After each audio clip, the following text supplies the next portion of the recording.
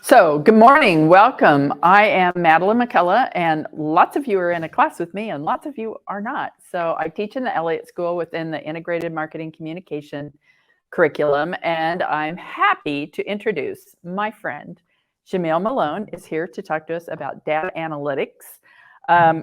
He and I, did we first meet at Signal Theory? Here? In class? Yep. Oh, I had no idea. Okay, we first met in Jamil took an ad copywriting class that I teach sometimes. But after that, we worked together at what is now called Signal Theory. At the time, it was called Sullivan, Higdon, and Sink, and you were a strategist and transitioned into data analytics. At that time, he had to convince this, it's an advertising agency, he had to convince the advertising agency, I believe, that is something they should look into. And here we are today to talk about how very important data analytics is to marketing in general. Jamil will, I'm guessing, talk about the 3 ways I know that he has worked with data analytics at a bank. Emprise Bank. Correct. I'm gonna cheat. What's the next one? Well, first one would be the agency. Oh, yes. First, it was at what is now Signal Theory at an agency. Then at Emprise Bank, and now he's with Cargill. And at Cargill, the reason I have my laptop up here is so that I remember his exact title, Senior Marketing and Business Analyst at Cargill. So let's see, is there anything? Oh, and I have him do this. I'm thrilled that he's doing this today because he makes numbers and data analytics seem fun. And that is something I cannot do. It's math and it just... So welcome. Thank you so much for being here, Jamil. Okay. Careful your mic. Forgot. It happens.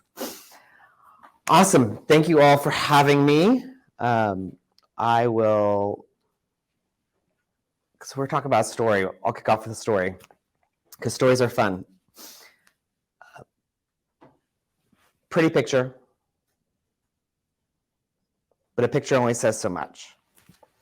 What if I told you that this picture was taken after 5 days, after 400 kilometers of walking, and at 19,341 feet elevation above sea level? Does that make that picture look a little different? Does that tell more of a story? Exactly. That's because that is on top of Kilimanjaro in Africa. And that is me with the Wichita flag because totally repping Wichita in Africa there. And that's what it takes to get to the top of Kilimanjaro, which is the highest freestanding mountain in the world and the highest mountain in all of Africa. Not only does it take, though, 40 kilometers to walk that high up, it takes months and months of training and walking. I'm from Wichita, in flat Wichita even, to be able to climb a mountain that big. But it's not always, you have to have both the numbers, the 40 kilometers, the 19,341 feet, as well as the pretty pictures to tell a story. And so that's what we'll talk about today, how you can utilize those numbers to help you tell your stories, and how those numbers can help better tell stories when you're looking at marketing and building ads and marketing. A little more about me from what Madeline said. I have my undergraduate degree from the University of Tulsa in communication and advertising. I am a Golden Hurricane. I then went to WSU for two semesters to do a master's in communication and decided not to. I love the Shockers very much, born and raised here, but I just couldn't leave my Golden Hurricane love since we play basketball so much. Just doesn't work as well. Years later, I went to Lewis University and got a master's in data science. What I do does not require a master's in data science, but it was something fun because numbers are fun and I think education is fun and beneficial. So I wanted a little more learning behind it. As Madeline said, I was at Sullivan, Higdon, and Sink, now Signal Theory, for 7 years. And I started out as a research analyst. My job was to do qualitative research. I would send out surveys. I would gather data to help tell our creatives what types of things we should use in our ads, which is really great. And that's where the data stopped at the agency. The media team a little bit would, give reports because, you find out how many impressions a TV spot ran, kind of. It's not really true, but kind of. Find how many TV impressions you received. They'd get numbers from some of the digital media to find out how many impressions and clicks. But there wasn't anything more than that. And so we would be using our data just to tell us what to make, but we would not use our data to tell us how we did. And so you have two sides of a coin here. The first side being using the data to make things, and the second side being using the data to showcase that it actually worked. And so I talked to our partners, the head of the agency, and I said, here's the deal. Our customers want this. We're going to lose customers if we can't prove that the thousands and tens and hundreds of thousands of dollars that they're giving us is working. So let me try it out. So for 6 years at the agency, I was the lead analyst, looking at all 37 of our clients, ranging from locally Cargill, Intrust Bank, Kansas Health Foundation, on a broader scale, Bose headphones, totally got to play with those and do stuff for them, as well as Sonic drive-ins and some animal nutrition and a lot of things in between. That prepared us to be able to say, okay, we're using this great data to say, hey, these are the types of ads we should build. And then we could say, this is why. Look what's done. An example of some of those ads is for a brand that actually is a Cargill brand called Roomba Meats. Roomba Meats went through a rebrand when I was at Signal Theory, and it's a brand we still have at Cargill now that I'm working there. And what we found out was Cargill had this product, and it's called Awful Meats. It's OFFAL. It's not awful like gross. It's Awful Meats, and that is your tripe, your oxtail, it's more of the parts of the animal as opposed to the muscle meat, like your tenderloin. And at Cargill, they sell everything on a cow. Cargill is the #1 supplier of hides for Major League Baseballs. So there's product at Cargill, they use every single aspect of the animal. And so one of those aspects are some of these other types of meat called awful meats. And we did a lot of research to find out that, and so did Cargill, that awful meats are primarily used by ethnic groups. And we have a large population in the southern half of the United States in the Hispanic. So we rebranded Roomba Meats to become a Hispanic brand, focusing on family, which we found out from our research was very prevalent within the Hispanic community, and other aspects, looking at colors and how we display some of our foods and how we talk about some of our foods. And so we built a whole brand based off of this research. And so what you saw in that last one with those examples is the stuff above the iceberg.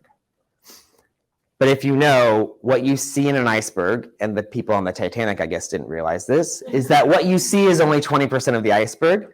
There's 80% of that iceberg underneath. And that 80% in advertising and marketing is all the numbers in the background to build what you actually see. And there's a lot of sources. A lot of sources. You're squinting, don't try and read it. But I can't even read half this stuff. But there's a lot of different sources. That's the whole purpose, is so you can understand what's on here. Just to show you the overwhelming ways that we can collect data to not only inform our decisions of what different types of marketing we can produce and where to put the marketing, but how the marketing works. We can look at things like syndicated data, so sources like Nielsen, who do surveys and who pull data from grocery retailers to say, okay, this is how these different types of individuals are shopping. Now, that's not how they're shopping my brand specifically, but we can see how they're shopping. And we can use that to inform our ads. We can use census data, which is free. Everyone has access to it. And it's not the best of platforms, but you can make it work. Census data can say, okay, in the city of Wichita, this is what percentage of our population is African American, is Hispanic, is white, are immigrants, are college educated, how long they commute. All this information is available in the census for free, and that can then also help you figure out different ways to advertise to individuals. But then you also utilize this data to say, okay, how did our ads do? You can utilize things like click-through rates and open rates on emails to say, okay, this great subject line that we thought was great, and Madeline was a copywriter when we worked together, and no offense to the copywriters in the room, but sometimes copywriters think their work is absolutely amazing, and it's great work. But it's only great work to the customer if it actually drives sales. And so you can have a great subject line and no one open an email, and so it's not really a great subject line. It can be super creative, but it's not driving the end result. And so you get a lot of that type of data from these types of sources. There are a few specific sources, though.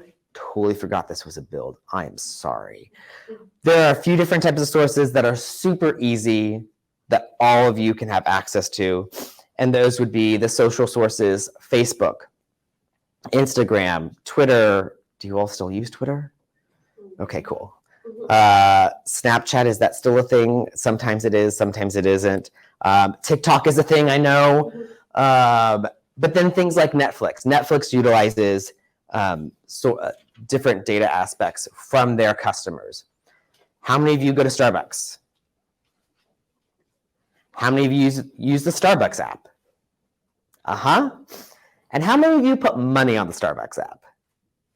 Exactly. So Starbucks is using you to find out when you're shopping, how you're shopping, because they have information about you. And they're also using you by taking your money ahead of time and putting it within their bank accounts, so they're making money off of you. But it's all for convenience. And that's what a lot of companies like Starbucks, who have apps, and most retailers now have apps, or your Dillon's Plus card, which I think I have that one on here too. Yep. Or your credit card. All of these types of things produce data that help different types of retailers, different types of marketers gather that information. I put Visa on there for a reason. And that's because after I left Signal Theory, I worked at Emprise Bank for 3 years.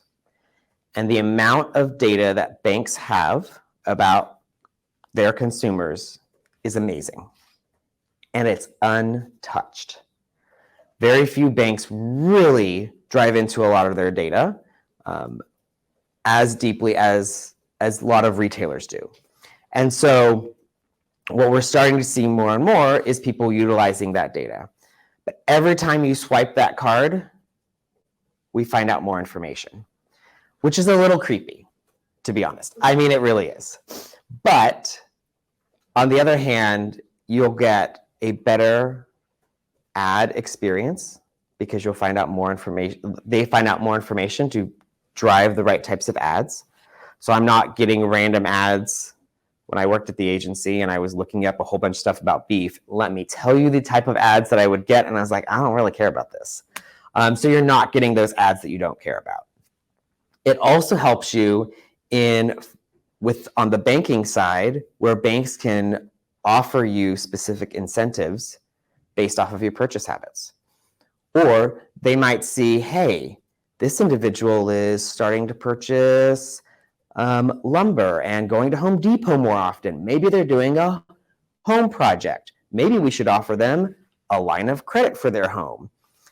Finding different ways that we can help our consumers and being really ethically good with the data that we use. So we're here to talk about data. By the way, if you have questions, please jump in because I love questions. We will have time at the end, but always love questions. We're here to talk about data, and there's three main areas of data that I want to hit on before we dive into some other aspects of it. It's data science, big data, and data analytics. And the first one we'll hit is on data science. So data science, which is what my master's degree is in, which is really cool to say you're a master data scientist. Like, I feel like I need a lab coat that's like got like Excel all over it because I'm like number guru. It's really dealing with unstructured data. So there's structured data that's easy to analyze, and there's unstructured data. It's primarily in the unstructured realm, but it also includes structured.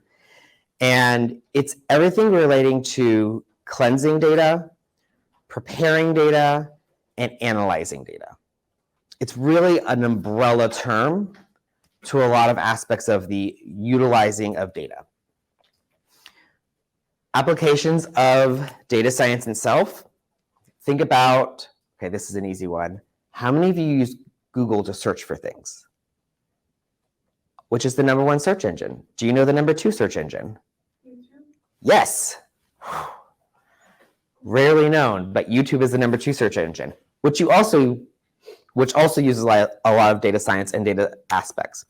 So search engines use data science with algorithms to make your searching better. For digital advertising, all of digital marketing utilizes data science because of the algorithms. So it's based off of click-through rates. On things like Facebook, it's based off of not only click-through rates, but actions associated with it. So it could be just watching a video can help with that aspect. And a lot of those types of things also then leads to what are called recommender systems. And that is a field within data science where we take this data to help the companies recommend better options for their customers. The next section is big data. And big data is what it sounds like. It is huge volumes of data, but it's so much that it can't actually be processed effectively with just traditional applications. Big data is not a huge Excel document. Big data doesn't fit within Excel. It's so big. We use different types of systems to house this type of data and to help us analyze this type of data because it is just so large. Some examples of the big data, like I had said earlier with Visa, credit card companies. Because if you think about how many times do you swipe a credit card in a day, and then take that times 100,000 people who happen to have the same bank's credit card, that's a lot of swiping of data. And there's so many items associated to that piece of data. So we would use something like big data to house that, and then to develop things like customer analytics, compliance analytics, fraud analytics. A lot of these financial institutions have whole systems that are built to run all of that data through to suggest if it's a fraud or not, and then spit out an answer instantaneous. And you have to utilize big data to do that because no one's going to sit through an Excel document one by one and look at all that stuff. And it has to go quicker. Another example of utilizing big data is as we look at things like in retail for like brick and mortar stores or online stores, how do you answer the question of what do my customers want the most? And how do I provide that to them?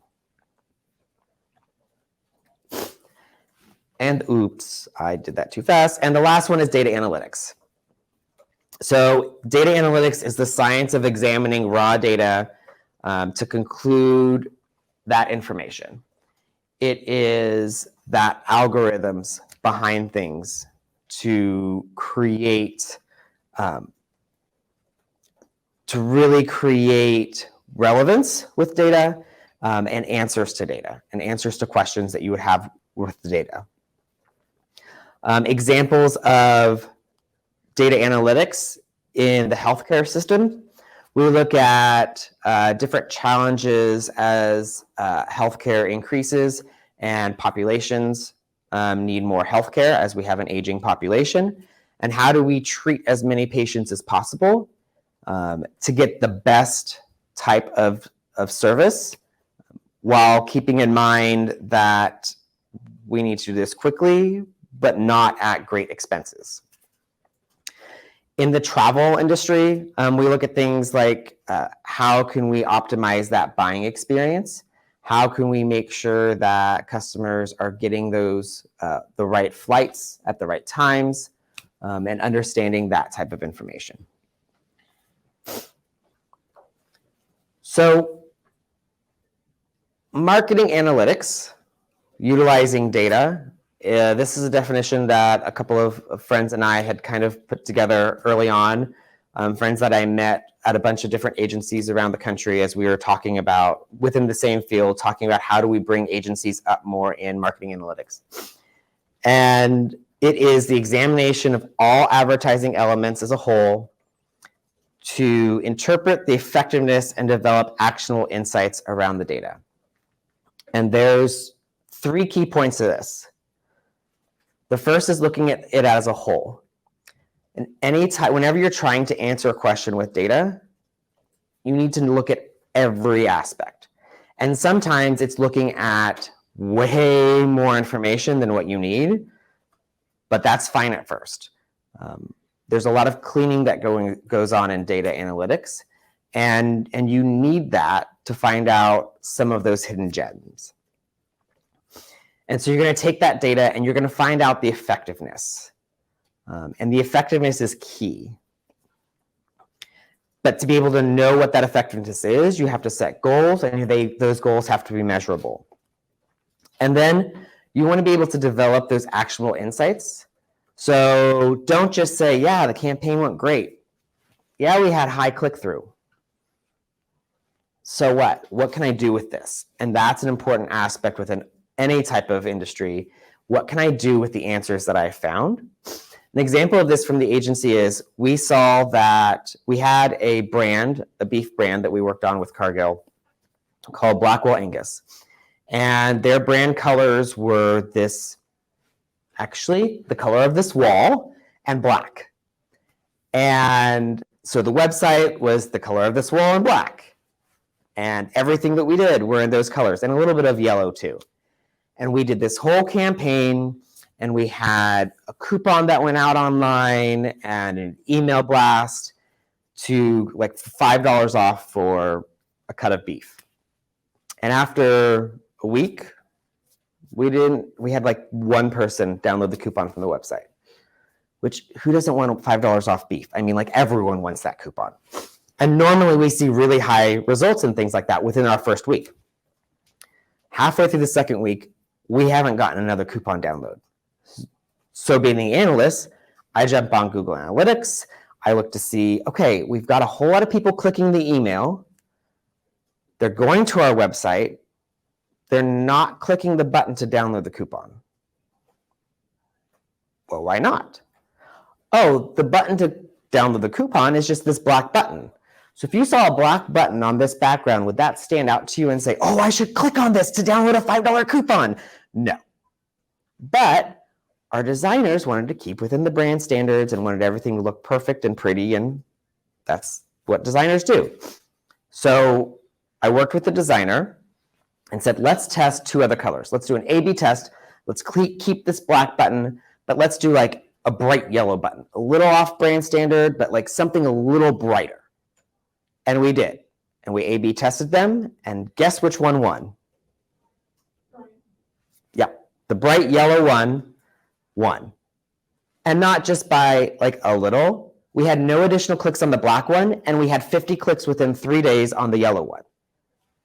So obviously there was a misconnection there, but we utilized data to showcase, okay, we need to change the color of this button, and look what we're able to get from that. There is a model that we utilize to showcase how advanced different types of data analytics happens. And there's 4 different steps to this model. The first is, oh, there's a model. You're going to go from what is the easiest to put together to what is the most difficult to put together. And then what has the least amount of value, still some value, it is a positive number, to what has the most amount of value. And this model climbs as we go. And the first step on this model is descriptive analytics, and it is what happened. It provides insights into the past, its metrics, it's very much point in time, what happened right now. There are 32 people in this room, point in time. We are describing what's going on. Next is diagnostic. Why did it happen? It's digging in deeper. It's looking for correlations between different variables. Those first 2 are still fairly easy and offer some value. Definitely offer more than doing nothing. Next, you have predictive. What will happen? So this is where forecasting occurs. It's understanding the future. It's very scenario oriented. And if we want to do X, then Y is likely to happen. And finally, the last one is prescriptive analytics. And that's how can we make it happen? So it's not just how can we predict what's going to happen, but how can we influence that and actually make it happen? And that's through things like optimization and simulations for possible outcomes of what actions could be taken. That's us going in and saying, okay, not only are we going to predict that customer A is going to buy this product, but we're going to do these things to help make sure customer A buys that product. So descriptive and diagnostic, the what happened and why, are the first 2 areas that are really easy. I am clicking too fast. So I was at a conference and we had name badges and they had a QR code. And every time you'd go into a small group session, they'd scan your QR code. And when you went into the big keynote with 5,000 other individuals, they scanned your QR code. Everywhere you went, it seemed like they scanned your QR code. And it was for a data company, so we were all like, oh, how are they going to use this data? That night, I'm sitting in my hotel room, and if you've ever been to a conference, usually you get a wrap-up email at the end of the night of, here's what happened during that day. I get my wrap-up email at the end of the night. Here's what happened during that day, pictures from the day, get excited about the next days, and take this survey about your experience today. It's like, I like surveys. I do surveys. I build surveys. I'll take a survey. I'll take any survey. Take the survey. I'm like, it's probably going to ask me which, small group, which breakout session I was part of, which speaker did I listen to. Okay, let me pull out my notebook to remind myself which one I went to. First, how was your day? General questions, yada, yada, yada, get through those. How was the session titled, yada, yada, yada? How did you know what session I went to? Okay, it was really great. How was the session titled, yada? I didn't go to, oh, I did go to that session. I didn't think I was going to go, but then the session I wanted to go was full, so I went to a different one. Oh, yeah. Oh, because every time they scanned my QR code, they knew where I was going, so they could go ahead and how easy for me that I didn't have to select from here are the different sessions I went to. They already knew that. That's that descriptive aspect. They know what I'm doing, and it's quick and easy, but it happened in the past. It's not looking at the future. It's what happened in the past. And when you're looking at marketing and communications and helping build different types of campaigns, you have to look at some of that data, but you have to build your goals to be able to know what type of data to look for. And so there's a tool we utilize. How many of you heard of SMART goals? Fantastic. Love a good SMART goal. And it's mostly because of the M. And my last name starts with an M, so M is a really cool letter, but it has to be measurable. Any type of goal you do should be measurable. I had a goal back in 2019 to climb the top of Kilimanjaro. Totally measurable. 40 kilometers up, 20 kilometers down, 30 kilometers down, reach this height. Totally measurable. Any type of goal should be measurable. But it should be fully within that SMART framework of being specific, measurable, attainable, realistic, and time-bound.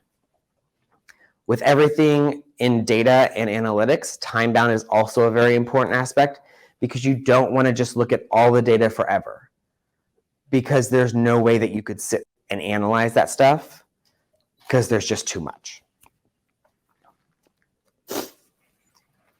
And when you're trying to find something that's measurable, a great format that we like to utilize is a KPI, or key performance indicator. And what that is a measurable value that demonstrates how effective something is. And a key performance indicator that we utilize a lot of times in business is ROI, our good friend return on investment. And what that is that's looking at your return, which is your profit, on dividing sign, your investment, your expense. And it is a super easy formula that any type of business would love to know the answer to. And we'll utilize that a lot of time. We utilize that a lot of time at the agency when we were saying, okay, how much beef did you sell during this 8-week campaign? Return. And how much did you pay us? Because we're just going to look at that aspect of things. How much did you pay us for this marketing campaign for 8 weeks? And that's going to be your return on investment. Easy math. We like that. A lot of aspects also within some of those descriptive analytics is when you're able to take that data and make it understandable to tell a type of story as the campaign's going on. We utilize dashboarding a lot, Tableau, Power BI. A lot of them have free options also. Google also has a version that's a little clunky, but it's coming along as Google makes things. It takes a little time. But dashboarding can also then help as a campaign is going and as you're building things to see, okay, how are we doing? How, at a glance, are we driving sales? At a glance, are we getting customers to come to our website? How do we build those types of things as quickly and easily? So we talked about those easy ones that have some value. Great place to start out. Something super simple that anyone can do. And then we jump into the harder ones. And those are predictive and prescriptive. And that is the what will happen and how do we make it so. That's where you're going to be utilizing a lot more than just a little Excel document. That's where you're going to be utilizing more of the data science.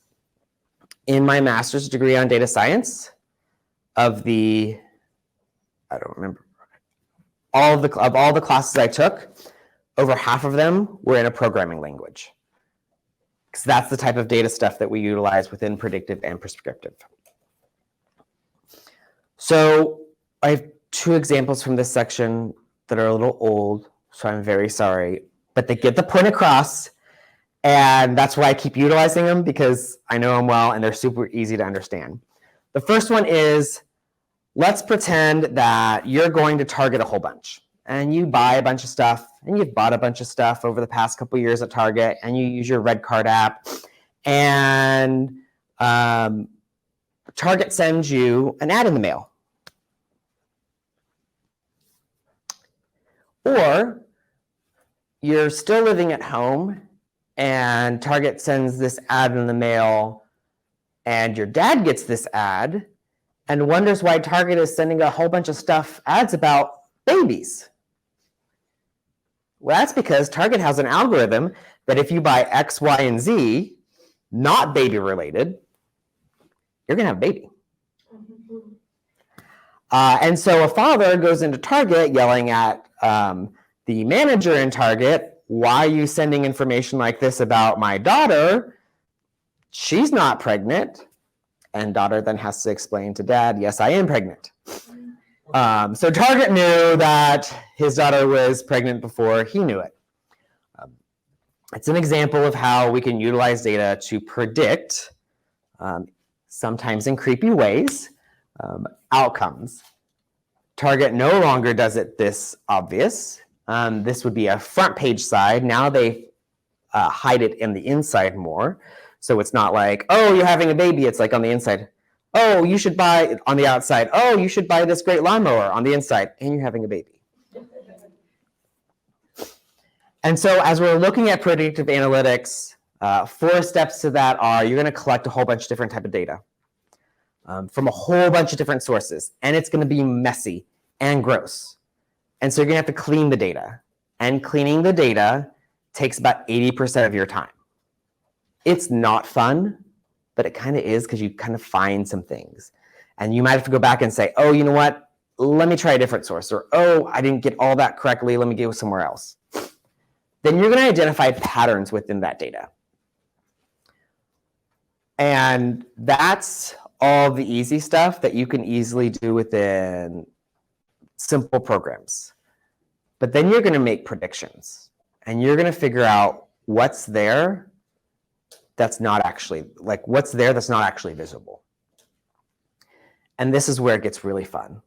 That's where I can say, okay, individual A does A, B, and C, and then they do D. So maybe I should look at individual M, and they've done A, B, C in the same pattern. I'm predicting that they're going to do D. And you can build those types of things. And as you're building those types of models, which is really cool, and I did that at the bank, we can then predict, and not in a creepy way like Target does, but we can then predict and say, okay, you're going to need this.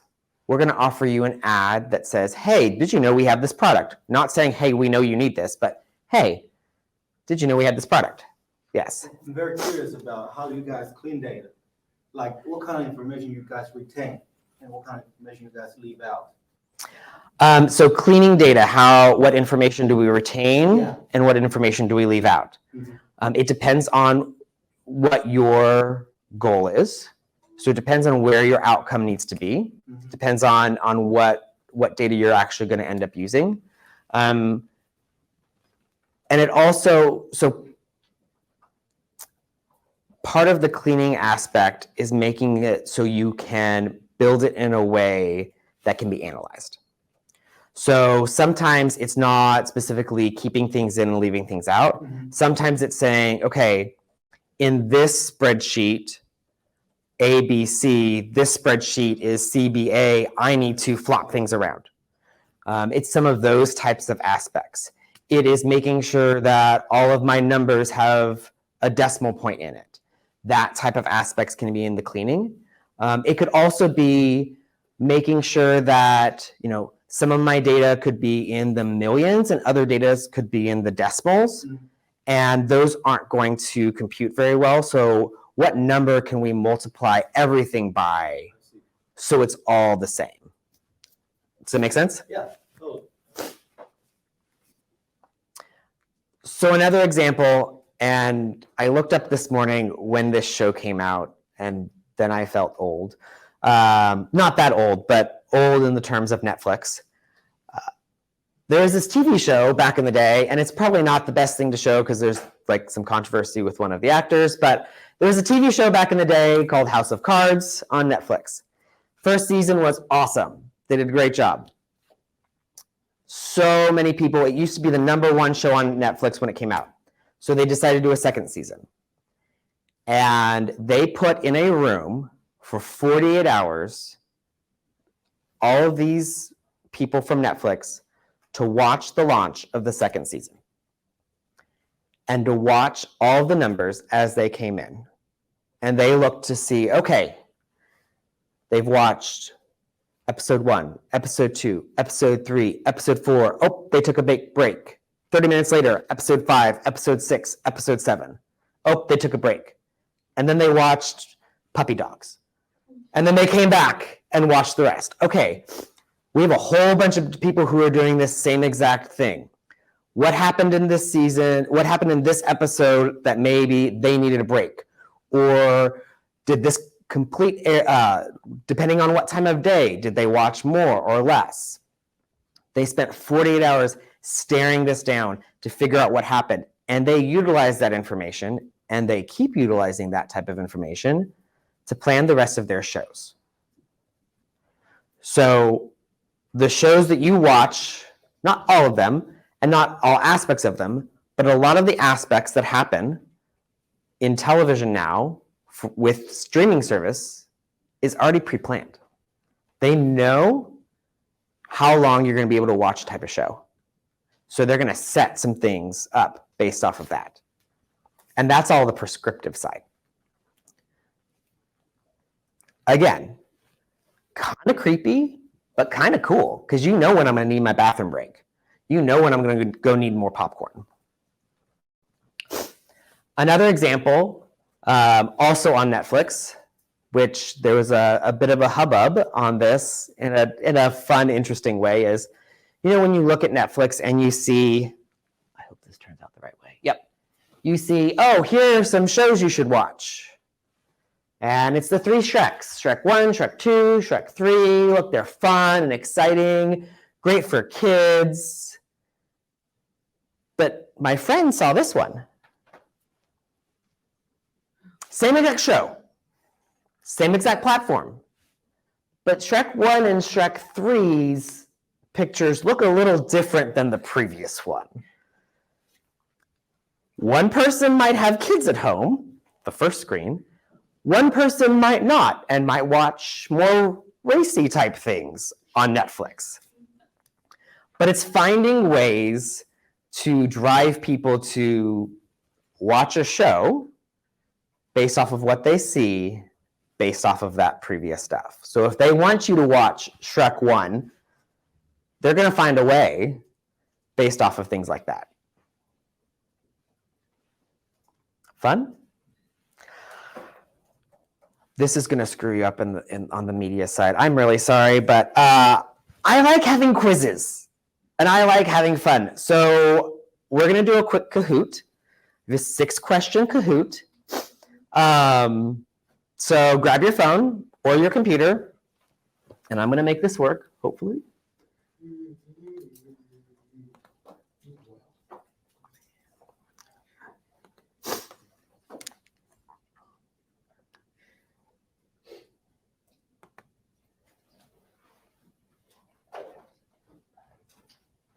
Can I ask you a quick question? Okay. Can you hold it? Yeah. Okay. Sure. All right, Kahoot.it, and there's your game pin. Or use the, oh yeah, I forgot they have the QR code. You can use your name, you can use a fun name. If it's a fun name, make sure you know that. I really hope I did this the right way.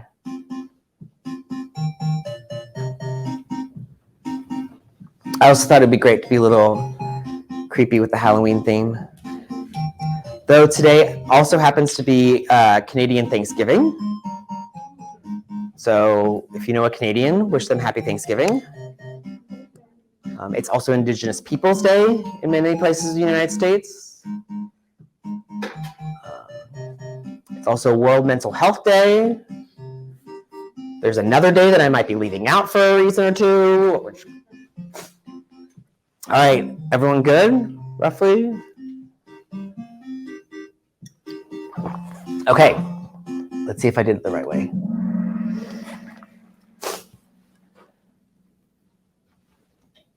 And you know how to do this? Okay, great.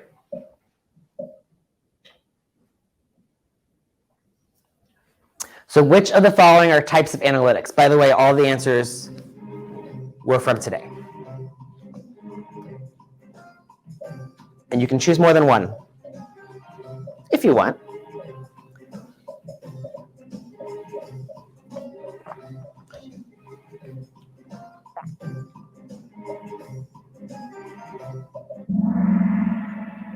Diagnostic and predictive. Proactive is a good one, though. I like that one. And sometimes we all need a little digestive analytics. All right, in first place, Alec with a Q. Next up, type the answer. The S in SMART goals stands for specific. What other aspects are part of SMART goals?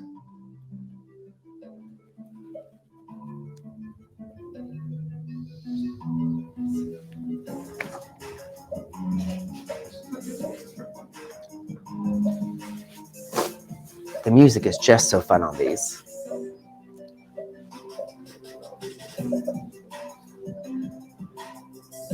All right.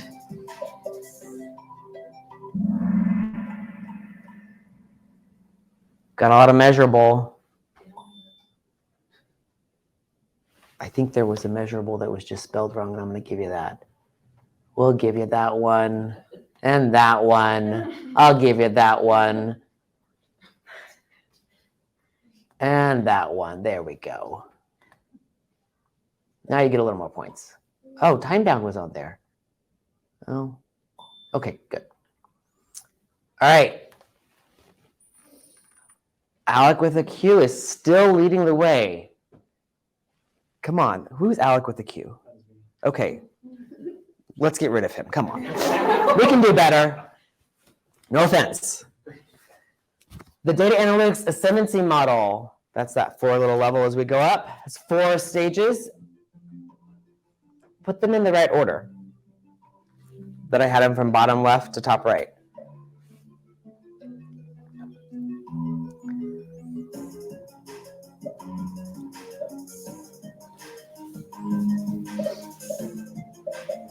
Again, I just want to dance to the music.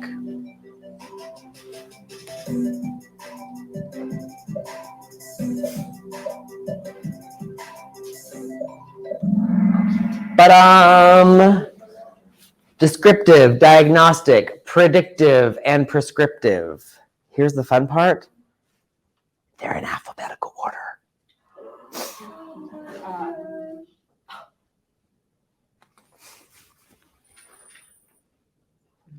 All right, Lauren's getting close there, though. Watch it. All right, halfway there. True or false? Goals should be lofty and don't specifically need a deadline, just as long as we accomplish it at some point. Sounds great to me. False. Time bound. You can't say that you're going to lose 10 pounds sometime in your life. You can't say that you're going to work out. You know what? My goal is that I'm going to start working out sometime in my life. That doesn't work. No change there. All right, 2 more. To calculate ROI, take the return divided by what? Oh, I forgot I made this.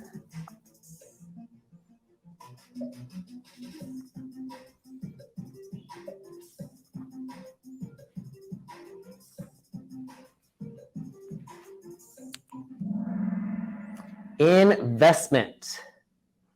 I tricked you with the profit. Return is the profit. All right.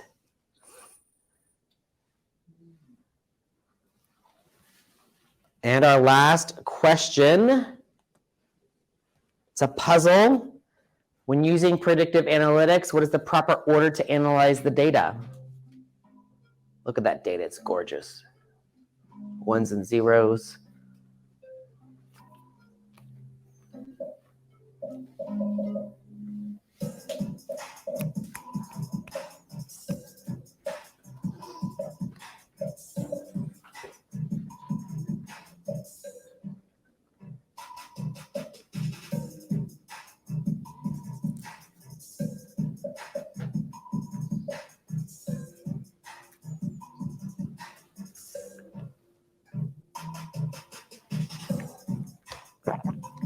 Is that everyone?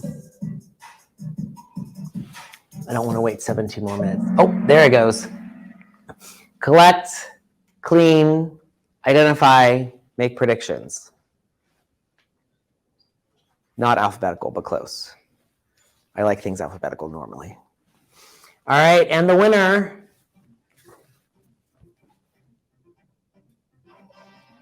Third place with Brianna Starr. Second place, Lauren. And first place, Alec with a Q. Congratulations, round of applause. Nicely done. Yelly. All right, and that, where is my mouse? Over here. Oops. Is all I got. Questions? Yes. How do you guys handle unstructured data? Because based on my understanding, structured data are like numbers. Unstructured ones are like videos and sound bites. Do you guys manually transform all these videos into numbers, or do you train machines to help you do that? Anymore, it's machines. Machines help us do a whole lot of stuff. So specifically, what kind of software or programming language are you using these days in the industry, like Python, R, or good old Excel? Python is the #1 language that we'll utilize. R would probably be #2. R is a lot more math-based. But again, on that, when we were looking at that ascendancy model, the first two areas, the descriptive and the, wow, I totally lost it. The first two ones, sorry, blanking out for a moment. Those, a lot of that stuff you can just do in Excel. Yep, and Excel is, if you don't know, Excel is probably one of the most powerful tools in existence. I mean, like, you can do so much in it, more than just putting some things in a spreadsheet. Yep. Not really a question, but something to add to your target story. I work there. Yeah. And I have to search and stuff in the target app all the time. So I get ads for crazy stuff. So it happens. Relate to you. Yeah, it happens. Yeah. We're listening at all times. Any other questions? Yeah. You said a master's in data science isn't necessary to do what you do. So what qualifications are necessary? I know Google offers a data analytics course. Would that be sufficient? Definitely. I really think that it depends on the company that you apply to, for sure. And it depends on how deep within analytics you want to go. If you're wanting to go into something that's more where you're going to need that programming language and you're going to need some of those foundational things in that aspect, you're going to need maybe not a master's, but some sort of background within that, whether it's a computer science degree or possibly some of the certificate programs. Anymore, everything I did prior to my master's degree, which I started, well, let's say it this way. I was at the agency doing analytics for 4 years before I started my master's program. And all of that was self-taught. So you can really do a lot. A lot of it also is selling yourself and being able to show some things that you've done, or going to some different types of online webinars or things like that, just to gain some of that information and trying things out. Yep. Any other questions? Yeah. Can you give us a specific example of how you analyze unstructured data? Like one of the scenarios? I'm just curious. Email me. I can't do it on the spot. I can't do it on the spot, but I can answer that later on. I'll have to do a little more thinking for sure on that one. Awesome. Thank you all. If you have any questions, if you want to know more about that, if you want to know more about how to get into a field like this or things like that, please let me know. I'm happy to answer any type of questions. So yeah. Thank you, Jamil.